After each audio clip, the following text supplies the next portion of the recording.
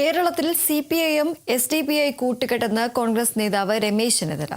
PDPയുമായി CPIMന് കൂട്ടുകെട്ടുണ്ട്. 2021 തെരഞ്ഞെടുപ്പിൽ BJP LDFന് vote മറിച്ചുവെന്നും Chennithala ആരോപിച്ചു.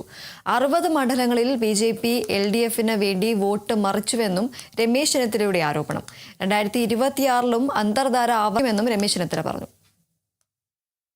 2021 നരേന്ദ്രമോദിയും പിണറായി വിജയനും തമ്മിൽ നേരിട്ട് ഉണ്ടാക്കിയ ഒരു തെരഞ്ഞെടുപ്പ് സഖ്യമാണ്. UDFനെ പരാജയപ്പെടുത്താൻ BJPയും CPIMും തമ്മിലുള്ള ഒരു അന്തർധാര ഇവിടെ നിലനിൽക്കുക. SDPയും CPIMും തമ്മിൽ കൂട്ടുകെട്ടുണ്ടായിരിക്കുകയാണ്. PDPയും CPIMും തമ്മിൽ കൂട്ടുകെട്ടുണ്ടാക്കിയിരിക്കുകയാണ്. എന്റെ മണ്ഡലത്തിൽ PDPയുടെ നോമിനേഷൻ കൊടുത്തു. അപ്പൊ അതിനെ നാമനിർദ്ദേശ പത്രിക സ്കൂട്ടണി ചെയ്തപ്പോൾ അതിനകത്തെല്ലാം വലിയ ഗുരുതരമായ തെറ്റുകളാണ്. അപ്പൊ എന്റെ ഏജന്റ് അതിനെ ഒബ്ജക്ട് ചെയ്തു. അപ്പൊ അതിന് ഏറ്റവും കൂടുതൽ എതിർത്തത് BJPയും CPIMും ആയിരുന്നു.